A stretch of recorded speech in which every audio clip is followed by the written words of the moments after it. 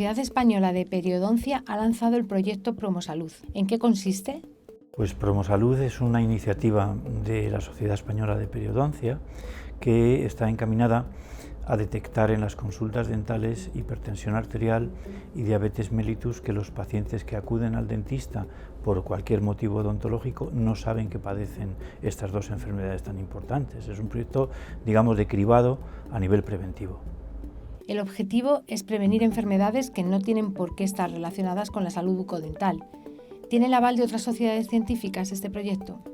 Sí, claro que sí, claro que sí. Hemos hablado y además yo creo que es un tema muy interesante porque la Sociedad Española de Cardiología, la Sociedad Española de Hipertensión, la Sociedad Española de Diabetes, el Consejo General de Dentistas de España, todos están implicados y han avalado este proyecto que es tan relevante por el aspecto epidemiológico y preventivo que tiene.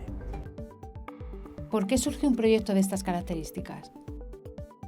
Pues sí, mira, surge porque nos dimos cuenta de que en España, en las 22.000 clínicas dentales que hay actualmente, pasa aproximadamente un 60% de la población de forma periódica. Y de ellos, muchos no saben que padecen una enfermedad sistémica, como por ejemplo puede ser la hipertensión arterial o la diabetes mellitus. Entonces son personas enfermas o que no saben que lo están y que van circulando por la vida de esta manera. El segundo dato que tenemos es que en España hay unos 17 millones de pacientes con hipertensión arterial, de los cuales prácticamente el 40% no sabe que es hipertensa.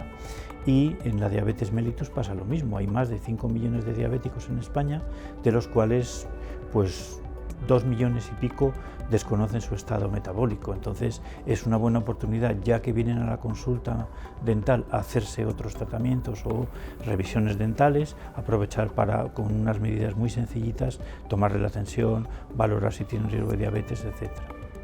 Entonces, ¿tenéis capacidad de diagnosticar algunas de estas enfermedades?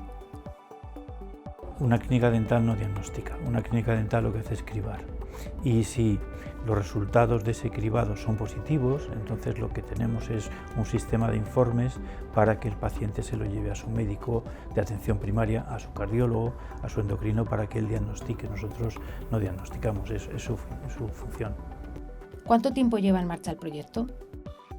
Pues llevamos año y pico diseñándolo. Es un proyecto complejo, la verdad, aunque parece muy sencillo, pero su puesta en marcha la hicimos en el cuarto trimestre del año pasado, de 2023, y actualmente estamos en la fase de las clínicas que se van incorporando al proyecto de Promosalud poco a poco, que ya de las 22.000 que comentaba antes, pues hay más de 1.500 inscritas de alguna manera en este proyecto.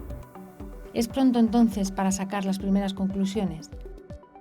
Es pronto porque es un proyecto a largo plazo, tiene sus inconvenientes porque exige de alguna manera que todas las clínicas poco a poco se vayan incorporando. No es que sea un inconveniente, es una necesidad temporal al fin y al cabo, y realmente esperamos tener resultados, por ejemplo, para mayo de este año, junio, porque tenemos el Congreso Anual de la Sociedad Española de Periodoncia y tenemos planificado presentar resultados preliminares.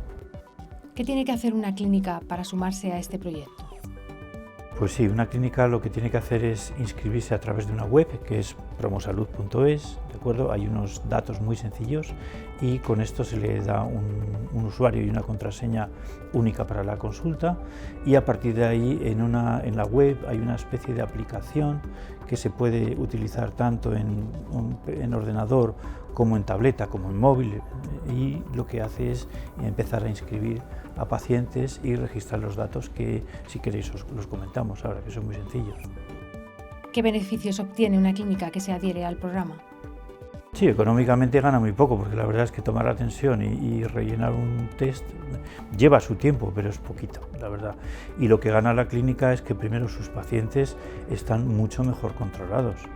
Sus pacientes de hecho, uno de los lemas de nuestro proyecto Promosalud es 5 minutos en la consulta de tu dentista te pueden salvar la vida, porque es así. Entonces, el beneficio es para nuestros pacientes y eso es lo que más nos importa. En segundo lugar, El beneficio es para la clínica porque te da más prestigio como clínica, es decir, al preocuparte de la salud general de tus pacientes, realmente lo que estás haciendo es incrementar tu prestigio. Bien. Y en tercer lugar, el prestigio es ampliable a toda la profesión dental, porque a los ojos de la medicina pues estamos más cerca de cribar, contribuir de alguna manera a la salud médica, a la salud general de los pacientes. ¿Qué expectativas hay en cuanto al interés de las clínicas? Pues la expectativa es la mayor posible, es decir, que cuantas más clínicas se apunten, más pacientes pueden estar bien monitorizados. Y esto a nivel social es muy importante, y a nivel de salud pública, detectar diabetes mellitus en fases muy primarias es un tema importante de salud pública, de costes, etcétera, etcétera. Como doctor cuenta con una dilatada experiencia en odontología y particularmente en periodoncia. ¿En qué consiste la medicina periodontal? ¿Es una gran desconocida? Sí lo es, y es una pena, porque se conocen más o menos aspectos de la medicina periodontal desde hace unos 40 años. Entonces, nos empezamos a dar cuenta que la infección de la boca no solo se queda en la boca, es decir, el paradigma de todo esto es la periodontitis, la enfermedad de la encía. Entonces, eso es una infección que provoca una respuesta inflamatoria no solo en la boca, sino en el resto del organismo.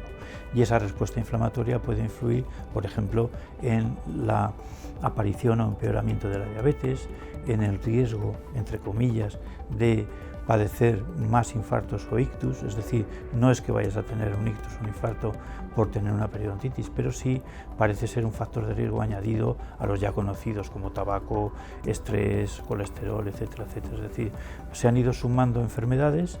A mi modo de ver, hay demasiadas enfermedades en la medicina periodontal, porque actualmente se relaciona la periodontitis con más de 57 enfermedades, pero yo creo que centrándonos en la diabetes, la patología cardiovascular, la patología neurodegenerativa, la enfermedad de Alzheimer, que hay una cierta relación, y la patología respiratoria, las neumonías sobre todo, creo que es un campo muy interesante para tratarlo.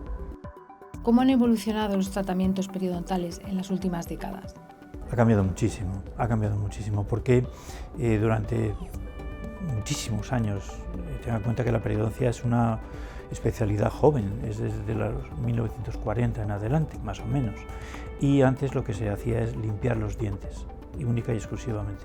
Hay que hacerlo, porque es la labor fundamental y es el tratamiento, digamos, primario, pero a esto se ha sumado muchos otros tratamientos, porque ya no pretendemos solamente quitar la infección, sino que pretendemos curar, regenerar los tejidos que se han perdido como consecuencia de la infección periodontal.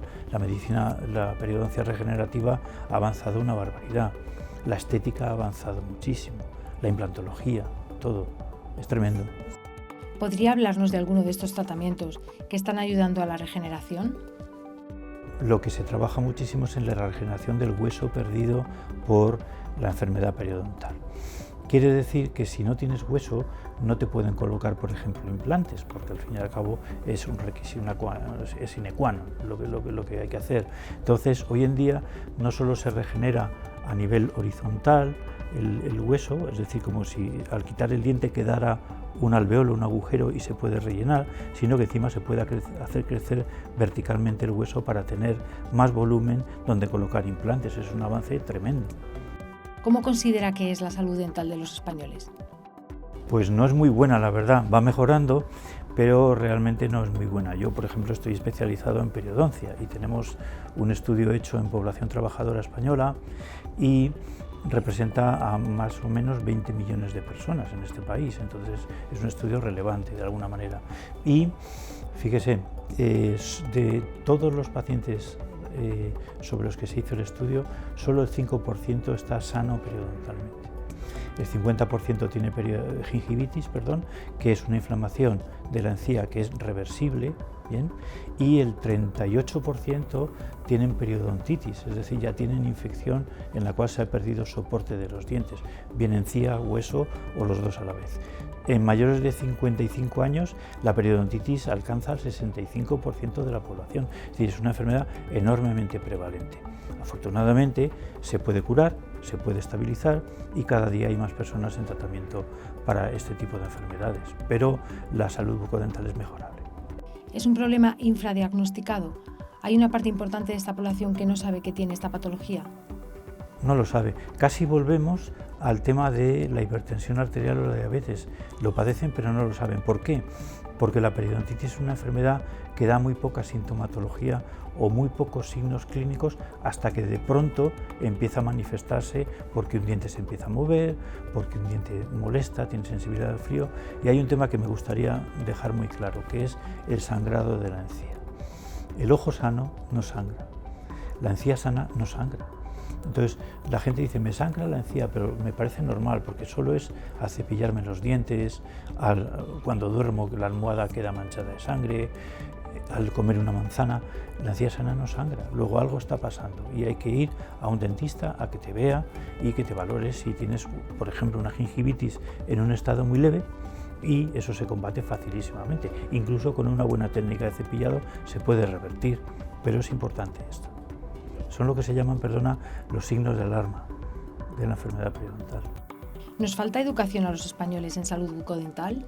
Pero yo no creo porque los españoles seamos mal educados. El problema es que el sistema no educa a los españoles y en general al resto del mundo. No es un problema único, por supuesto, de España, pero yo creo que la educación de salud bucodental en los colegios, por ejemplo, debía estar ser más importante a nivel de campañas de salud pública, etcétera, etcétera, porque nos evitaríamos muchos problemas y un coste tremendo para la sociedad en todos los sentidos. Pero ir al dentista es caro y no siempre es posible por motivos económicos. No hay ninguna duda de que el dentista es caro, eso es verdad. ¿Por qué? Pues porque es una profesión altamente especializada, porque requiere unas inversiones y unos materiales muy costosos, pero el problema es que el dentista es muy caro si vas tarde. Es decir, un paciente que, como comentábamos antes, que le sangra un poco la encía, si va al dentista y se hace sus limpiezas de boca cada 6 meses, un año, lo que sea, y se cepilla los dientes adecuadamente en su casa, nunca tendrá problemas bucodentales. O será muy extraño que los tenga, porque casos los hay, pero es lo mínimo. Es decir, la mayoría de los pacientes con una prevención adecuada no tendría que gastarse prácticamente dinero en el dentista. Es como el coche. Todo el mundo lleva el coche a revisión, pero si no lo llevas, empieza a hacer un ruido y ese ruido al final estropea el motor, destroza el motor. Y esto es igual. No dudo que el dentista es caro, pero es caro en función de que vaya pasando más tiempo y se vaya acumulando patología.